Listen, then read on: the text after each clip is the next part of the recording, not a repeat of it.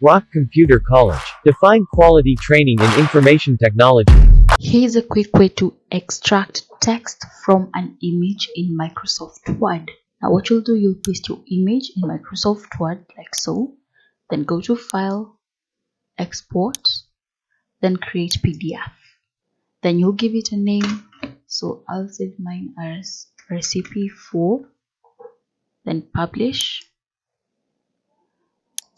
Now if you come back to Word, I'll go to File. If you want to open it, then open. Now if it doesn't appear over here, you come to Folders, Desktop. That's why I saved mine. Then I'll search it from here, recipe 4.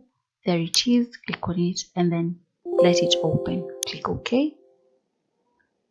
And as you can see, it has extracted the text from the image, and now I can edit it.